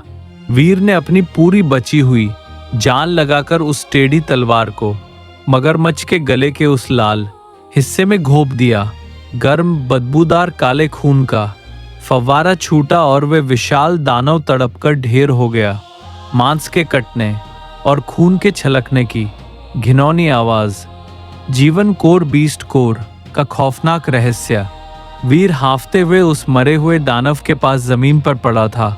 उसका पूरा शरीर खून और कीचड़ से सना था। वो अपनी आंखें बंद करके आराम करना ही चाहता था कि फॉक्स उसके सिर पर आ कूदा। फॉक्स कड़क और सख्त आवाज में, उठ बिडू, सोने का टाइम नहीं है। वो तलवार निकाल और इस मगरमच्छ की छाती को बीच से फाड़। वीर थके हुए और घिन से मुंह बनाते हुए, क्या? क्यों? ये मर चुका है फॉक्स, मुझे पानी पीने दो। फॉक्स वीर के कान परे हुए, अबे ढक्कन, ये लेवल 3 का बीस्ट है। इसके दिल के ठीक पास इसका जीवन कोर, लाइफ कोर है। जल्दी से इसका सीना चीर और उस कोर को बाहर निकाल, वरना उसका सारा रस जमीन सोख लेगी। मांस को हाथों से चीरने और एक चमकती हुई जादुई धड़कन की आवाज, हार्ट बीट साउंड। फॉक्स के जबरदस्ती दबाव डालने पर वीर ने अपनी कांपती उंगलियों से उस मगरमच्छ के भारी, बदबूदार और खुरदुरे सीने को तलवार से चीरा। खून की असहनीय दुर्गंध से वीर का जी मिचलाने लगा। उसे उल्टियां होने लगी। लेकिन फॉक्स पीछे से डंडा लिए खड़ा था। वीर ने अपने नंगे हाथों को उस गर्म मांस और खून के भीतर डाला और टटोलते हुए उसके दिल के पास से एक लाल पीले रंग का अखरोट के आकार का चमकता हुआ ठोस पत्थर बाहर निकाला। वो पत्थर किसी जीवित दिल की तरह वीर की हथेली में धक धक कर रहा था और उसमें से जादुई ऊर्जा की गर्म तरंगें निकल रही थीं। वीर कांपते हाथों में कोर को पकड़े हुए हैरान होकर, ये क्या है फॉक्स? ये तो धड़क रहा है। फॉक्स गंभीर और टपोरी आवाज में, यही है इस दानव की पूरी जिंदगी की कमाई, बीस्ट कोर। इस कोर में लेवल 3 की जादुई ऊर्जा भरी है। अब अपनी आंखें बंद कर और चुपचाप इसे अपने मुंह में रख के निगल जा। वीर घबरा कर उल्टी रोकने की कोशिश करते हुए, क्या पागल हो गए हो क्या? ये इतना बदबूदार और खून से सना है, मैं इसे कैसे खा सकता हूं? फॉक्स आंखें तरेरते हुए, अगर ताकत चाहिए, अगर अपनी टूटी हुई पसलियों को जोड़ना है और मानव स्तर के लेवल 2 पर पहुंचना है तो इसे खाना ही पड़ेगा। ये कल्टीवेशन की दुनिया है बिडू, यहाँ दया और नखरे करने वाले सिर्फ लाश बनते हैं। निगल इसे। वीर के कोर निगलने का भारी घूंट, फिर शरीर के भीतर बिजली जैसी ऊर्जा के विस्फोट का साउंड, शुश। वीर ने अपनी आंखें और नाक बंद की और उस गर्म चिपचिपे जीवन कोर को अपने गले से नीचे उतार लिया। जैसे ही वो कोर वीर के पेट में पहुंचा, एक चमत्कार हुआ। वीर के पेट के भीतर मानो आग का गोला फट पड़ा हो। उस कोर से निकली शुद्ध जादुई ऊर्जा वीर की खून की नलियों में दौड़ने लगी। उसकी टूटी हुई तीनों पसलियां कड़क कड़क की आवाज के साथ खुद ब खुद जुड़ने लगी। मकड़ियों का जो नीला जहर उसकी जांग में फैला था, वो उस गर्म ऊर्जा में जलकर भाप बन गया। वीर के शरीर की मांसपेशियां पहले से दोगुनी कठोर हो गईं। उसने महसूस किया कि उसकी ताकत अब एक नए मुकाम पर पहुंच चुकी थी। गंभीर, धीमी और सस्पेंसिव आवाज में, 15 दिन का खूनी सफर वीर को जिंदा लाश से एक मजबूत योद्धा बना चुका था, लेकिन अभी 10 दिन और उस रहस्यमयी झील वाली गुफा का वो एक सींग वाला खूंखार तेंदुआ वीर का इंतजार कर रहा था। क्या वीर उस तेंदुए का सामना अपनी इस नई ताकत से कर पाएगा? दानव कोर का महाज्ञान, 10 स्तर और दानवों का खौफनाक संसार। रात के सन्नाटे में रेगिस्तान की ठंडी सीटी बजाती हवा की सरसराहट, अलाव की सूखी लकड़ियों के जलने की धीमी चटक चटक आवाज, पृष्ठभूमि में एक बहुत ही शांत, गहरा और रहस्यमयी बीजीएम। 15वें दिन का वो खूनी सूरज अब अंगार रेगिस्तान के विशाल रेतीले टीलों के पीछे डूब चुका था। उस मरे हुए रेत मगरमच्छ के ताजा खून से सनी हुई जमीन पर वीर ने अलाव जलाया था। कुछ ही घंटों पहले निगले गए उस लेवल 3 दानव कोर की गर्म जादुई ऊर्जा अभी भी वीर के पेट और नसों में धीमी धीमी लहरों की तरह दौड़ रही थी। वीर की टूटी हुई पसलियां पूरी तरह जुड़ चुकी थी, लेकिन उसके दिमाग में सवालों का एक भयानक तूफान उमड़ रहा था। उसने अपने दोनों हाथों को देखा, जिन हाथों ने थोड़ी देर पहले उस बदबूदार धड़कते हुए मांस से उस लाल पीले पत्थर को निकाला था। वीर ने मुड़कर देखा, सामने फॉक्स अलाव की हल्की लपटों के पास बैठा, अपनी एक पूंछ को हवा में लहराते हुए आराम से आंखें मूंदे हुए था। वीर के अलाव में सूखी टहनी डालने की आवाज और एक गहरी जिज्ञासु सांस। वीर धीमी, संजीदा और उत्सुक आवाज में, फॉक्स, तुमने मुझसे वो घिनौना खून से लथपथ पत्थर जबरदस्ती निगलवाया। उस पत्थर ने मेरी टूटी हड्डियों को कुछ ही मिनटों में जोड़ दिया और मेरी नसों में ऐसी ताकत भर दी जो मैंने पहले कभी महसूस नहीं की थी। मुझे बताओ, ये दानव कोर, बीस्ट कोर असल में क्या बला है? ये कितने प्रकार के होते हैं और इस दुनिया में इनका इस्तेमाल किस किस चीज में होता है? फॉक्स अपनी एक आंख खोलकर वीर को घूरते हुए, चेहरे पर टपोरी मुस्कान लाते हुए, अरे वाह रे बिडू, आखिरकार तूने वो सवाल पूछा जो इस दुनिया में जिंदा रहने के लिए सबसे जरूरी है। सुन, कान के दोनों छेद खोल ले और दिमाग की बत्ती जला, क्योंकि जो ज्ञान आज अपन तेरे इस छोटे से मगज में डालने वाला है, वो बड़े बड़े साम्राज्यों के राजकुमार हजारों सोने के सिक्के देकर भी नहीं सीख पाते। एक रहस्यमयी दिव्य घंटी की गूंज और बैकग्राउंड में गंभीर गुरु ज्ञान जैसा माहौल। फॉक्स गंभीर और वजनदार आवाज में, दानव कोर कोई साधारण पत्थर नहीं होता बिडू। यह इस ब्रह्मांड के दानवों मॉन्स्टर्स की आत्मा, उनके खून और हजारों सालों की प्राकृतिक जादुई ऊर्जा का कच्चा निचोड़, रॉ कोर होता है। जैसे इंसान के शरीर में दिल होता है, वैसे ही हर जादुई दानव के सीने या सिर में एक कोर धड़कता है। और सुन, मानव स्तर के जानवरों में कुल 10 प्रकार के दानव कोर लेवल 1 से लेवल 10 पाए जाते हैं। धीमी धड़कन और जादुई रोशनी के बदलते रंगों का आभास। फॉक्स। अब एक एक कोर का हिसाब समझ। लेवल 1 कोर, श्वेत धुंधला कोर, डल व्हाइट। यह जंगल के सबसे छोटे शिकारियों जैसे रेतीले बिच्छू या सींग वाले खरगोशों में मिलता है। इसका आकार कंचे जितना होता है। इसमें ऊर्जा कम होती है, लेकिन साधारण घावों को भरने और कल्टीवेशन की शुरुआत करने वाले नौसिखियों के लिए यह अमृत जैसा काम करता है। लेवल 2 कोर, हल्का हरा कोर, पेल ग्रीन। यह चालाक भेड़ियों और जहरीले रेगिस्तानी सांपों से निकलता है। यह कोर शरीर की नसों में फुर्ती, एजिलिटी और लचीलापन बढ़ाता है। औषधि बनाने वाले वैद्य इसे पीसकर दर्द निवारक लेप और शरीर की गति बढ़ाने वाले काढ़े बनाते हैं। लेवल 3 कोर, गहरा लाल पीला कोर, क्रिम्सन एम्बर। जैसा अभी तूने उस रेत मगरमच्छ से निकाला, यह उन दानवों में बनता है जिनका कवच चट्टान जैसा होता है। यह कोर टूटी हड्डियों को लोहे जैसा जोड़ता है और हथियार बनाने वाले लोहार, ब्लैक स्मिथ्स, इसका इस्तेमाल भारी तलवारों और भालों को जादुई धार देने के लिए करते हैं। लेवल 4 कोर, नीला जल कोर, दीप एजियोर। यह उन दानवों में होता है जो पानी और हवा के तत्वों पर राज करते हैं, जैसे उस मकड़ी रानी के कोर में होता अगर तू वहां बचता नहीं। यह कोर इंसान की आत्मा को शांति देता है और जादुई वस्त्र व हल्के सुरक्षा कवच, लाइट आर्मर बनाने के काम आता है, जो जहर और आग के वार को सोख लेते हैं। लेवल 5 कोर, बैंगनी विद्युत कोर, पर्पल लाइटनिंग। यहां से दानव साक्षात तबाही बन जाते हैं बिडू। लेवल 5 का दानव अकेले एक छोटे गांव को 10 मिनट में शमशान बना सकता है। इसका कोर बिजली की तरह चमकता है। अगर इसे किसी लोहे के दस्ताने, गॉन्टलेट्स में जड़ दिया जाए तो योद्धा के एक मुक्के से पत्थर की दीवारें उड़ जाती हैं। संगीत में गहरा तनाव और भारी ड्रम्स की धीमी थाप। फॉक्स, आंखें बड़ी करते हुए धीमी आवाज में। और इसके ऊपर के 5 कोर, वो तो इंसानी दुनिया के लिए काल है। लेवल 6 कोर, सुनहरा पाषाण कोर, गोल्डन अर्थ। यह 100 साल पुराने पहाड़ी दानवों में मिलता है। इसका इस्तेमाल ऐसे महाकवच, हैवी प्लेट आर्मर बनाने में होता है जिन पर तोपों और जादुई तीरों का भी कोई असर नहीं होता। लेवल 7 कोर, रक्त अग्नि कोर, ब्लड फ्लेम। यह ज्वालामुखी के मुहानों पर रहने वाले अग्नि दानवों का कोर है। इसका एक टुकड़ा ही भयंकर दिव्य औषधि, हाई टियर एल्केमी पिल्स बनाने के लिए चाहिए होता है, जो मरते हुए इंसान को भी मौत के मुंह से वापस खींच लाता है। लेवल 8 कोर, अंधकार क्रिस्टल कोर, शैडो क्रिस्टल। यह कोर उन दानवों में होता है जो रात के अंधेरे में गायब हो जाते हैं और इंसानी सोच को काबू कर लेते हैं। इसका इस्तेमाल जादुई छड़ियों और गुप्त खंजरों में किया जाता है।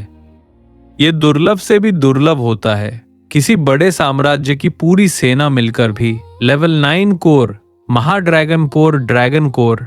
यह दुर्लभ से भी दुर्लभ होता है, किसी बड़े साम्राज्य की पूरी सेना मिलकर भी लेवल 9 के एक दानव को नहीं मार सकती। इसका कोर जिस हथियार में जड़ दिया जाए, वह हथियार अपने आप हवा में उड़ने और दुश्मन का खून सूंघकर उसका पीछा करने लगता है। लेवल 10 कोर, शून्य ब्रह्मांडीय कोर, वॉइड ब्लैक कोर। यह मानव स्तर का सबसे चरम, सबसे खौफनाक कोर है बिडू।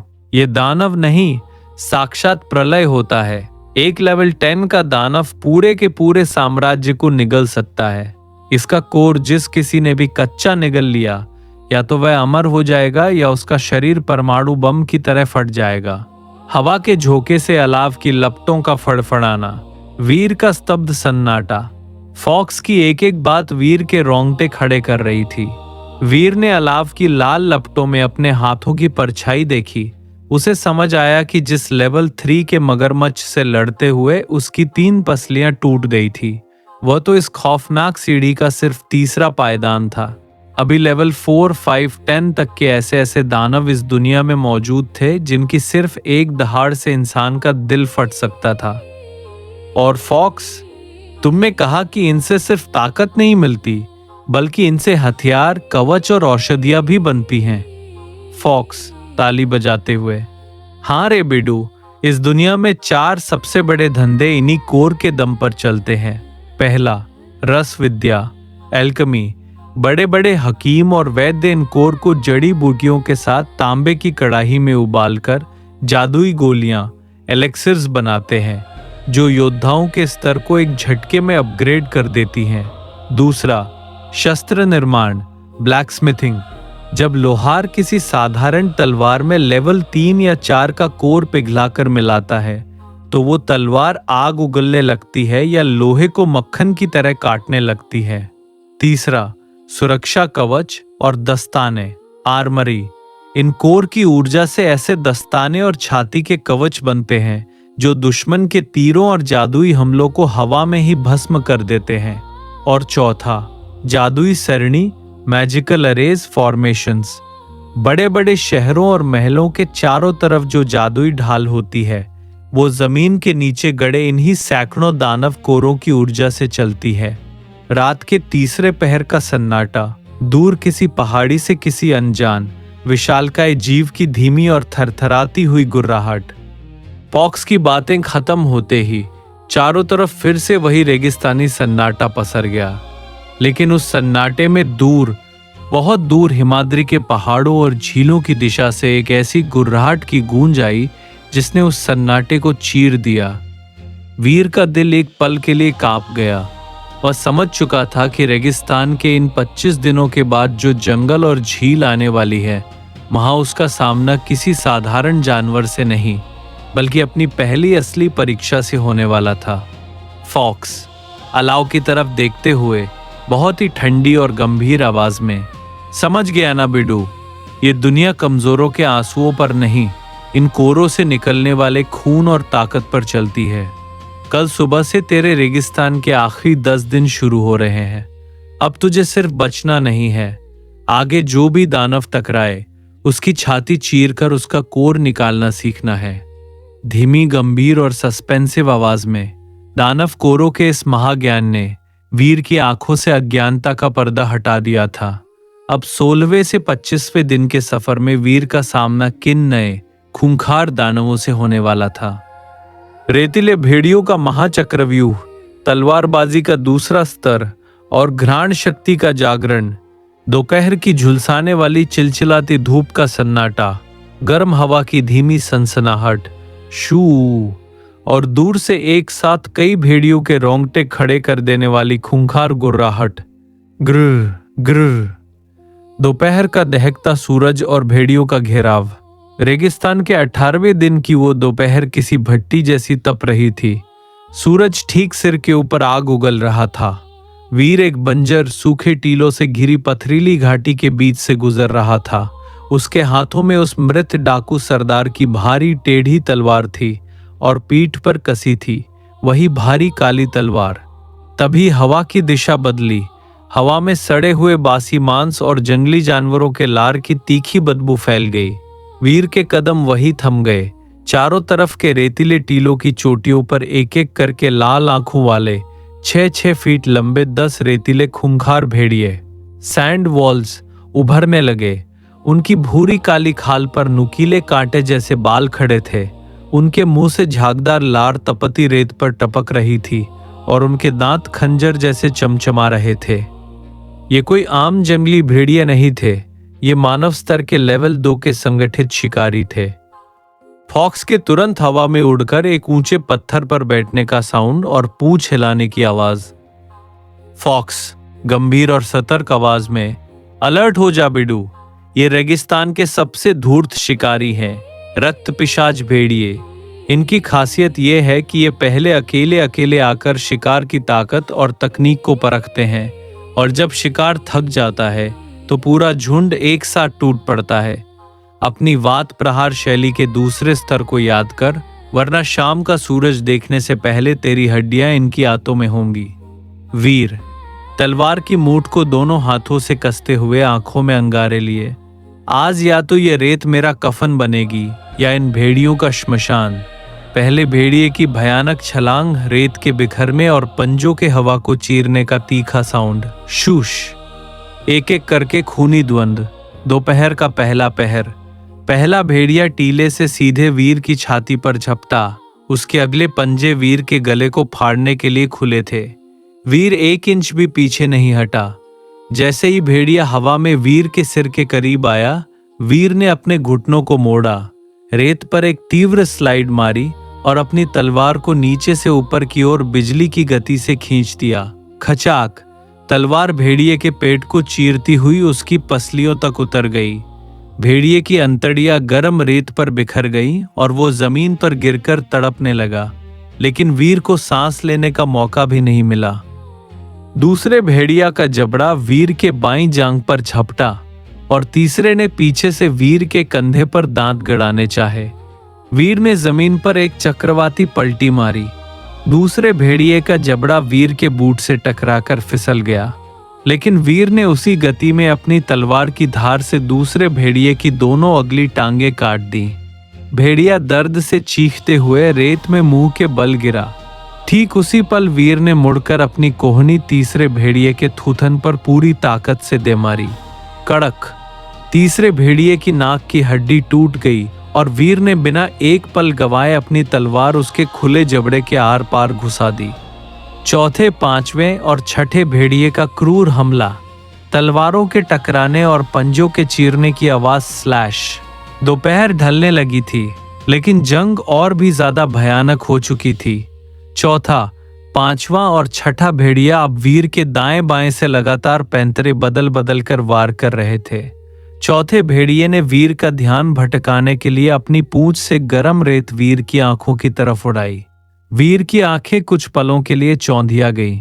उसी क्षण पांचवें भेड़िए के पैने पंजों ने वीर की पीठ और बाईं बांह को बुरी तरह खरोंच दिया। वीर के कपड़े फट गए और 4 गहरी खूनी लकीरें उसकी त्वचा को चीरती हुई बह निकली। वीर दर्द से कराते हुए, लेकिन आंखें बंद करके आवाज पर ध्यान लगाते हुए, वात प्रहार। वायु को सुनो, गति को महसूस करो। तलवार का हवा में बहुत तेज गूंजने वाला चक्रवात साउंड, वूश वूश वूश। वीर ने अपनी आंखें बंद कर ली। हवा के दबाव और भेड़ियों के पैरों की रेत पर सरसराहट को उसने अपने शरीर की चेतना से पकड़ा। जैसे ही छठा भेड़िया उसकी गर्दन पर झपटा, वीर ने अपनी तलवार को वात प्रहार शैली के दूसरे स्तर, वात चक्र, विंड वॉर्टेक्स स्टैंस में घुमा दिया। तलवार के चारों तरफ हवा का एक धारदार बवंडर बन गया। चौथे और छठे भेड़िए के सिर एक ही झटके में कटकर हवा में 3 फीट ऊपर उछल गए। पांचवें भेड़िए की छाती उस बवंडर की धार से कटकर 2 फाड़ हो गई। 6 भेड़िए ढेर हो चुके थे, लेकिन वीर का पूरा शरीर पसीने और खून से लथपथ था। उसके हाथ कांप रहे थे और तलवार भारी लगने लगी थी। भेड़ियों के सरदार अल्फा वुल्फ की गूंज थी, भयानक और लंबी दहाड़, हू। शाम का धुंधल का, पूरे झुंड का संयुक्त महाआक्रमण। सूरज अब पश्चिमी क्षितिज पर डूब रहा था। आसमान का रंग खून जैसा लाल हो चुका था। अब बचे थे 4 भेड़िए और उनमें सबसे आगे था उनका 8 फीट लंबा सफेद धारियों वाला अल्फा भेड़िया, पैक लीडर। अल्फा भेड़िए ने एक भयानक दहाड़ मारी। यह अकेले लड़ने का नहीं, पूरे झुंड के एक साथ शिकार को नोच डालने का इशारा था। फॉक्स चीखते हुए, बिडू, ये चारों अब एक साथ चारों दिशाओं से हमला करेंगे। अपनी पूरी प्राण शक्ति को तलवार की नोक पर ले आ। यह तेरी जिंदगी की सबसे बड़ी परीक्षा है। चारों भेड़ियों का एक साथ चारों दिशाओं से छलांग लगाना, हवा में भयानक घमासान का साउंड इफेक्ट्स। चारों भेड़िए एक ही सेकंड में 4 अलग अलग कोनों से वीर पर टूट पड़े।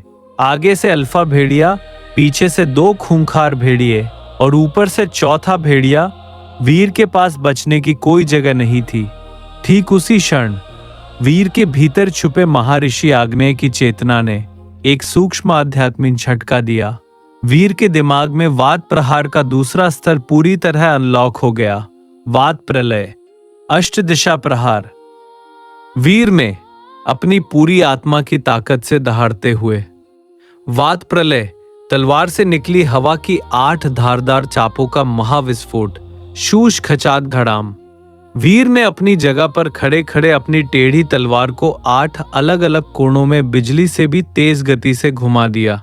हवा की धारदार चापें तलवार की नोक से छूटकर चारों दिशाओं में फैल गईं।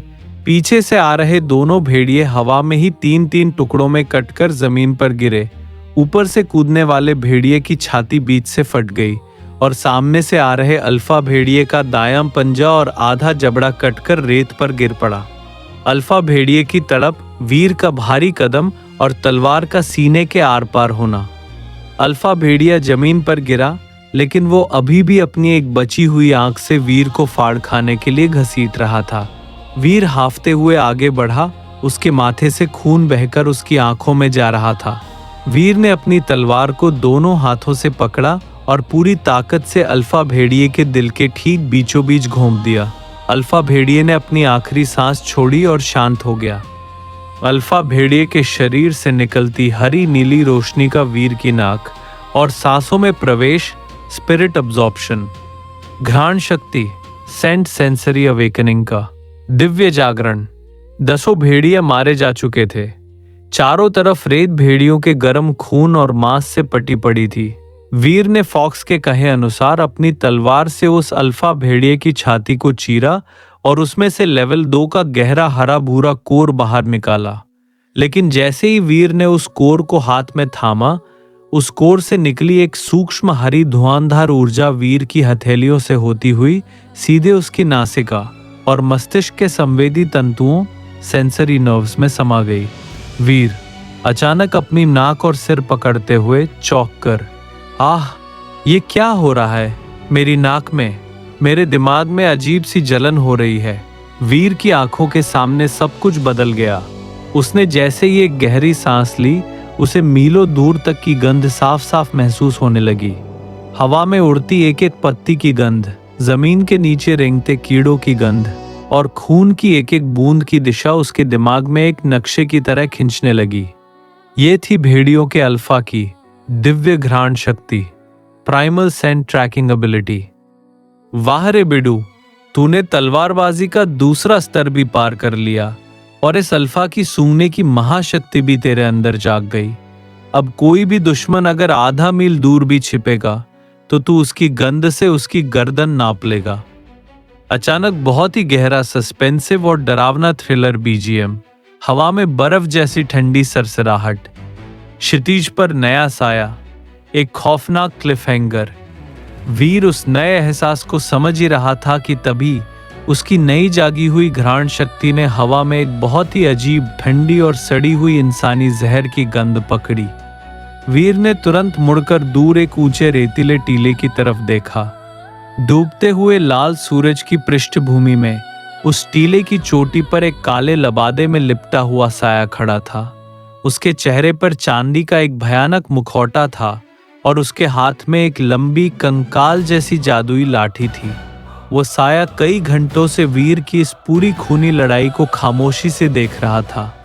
हवा में उसके लबादे की फड़फड़ाहट के साथ एक बेहद ठंडी, क्रूर और घातक ऊर्जा उस पूरे रेगिस्तान में फैल रही थी। वो कोई मामूली डाकू या जानवर नहीं था। वो कालनेमी का कोई उच्च स्तरीय इंसानी गुप्तचर या कोई शातिर शिकारी था। वीर दांत भींचते हुए, अपनी खून से सनी तलवार उठाते हुए, फॉक्स, टीले के ऊपर कोई हमें देख रहा है। फॉक्स उस साये को देखते ही कांपते हुए धीमी आवाज में, अरे नहीं बिडू, ये वो नहीं है जो तू सोच रहा है, ये उससे भी ज्यादा बुरा है। धीमी, गंभीर और रहस्यमयी आवाज में। वह मुखौटे वाला रहस्यमयी शिकारी कौन था?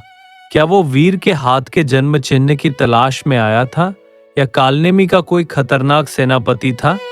और क्या वीर अपनी इस नई घ्राण शक्ति और घायल शरीर के साथ इस नए संकट का सामना कर पाएगा?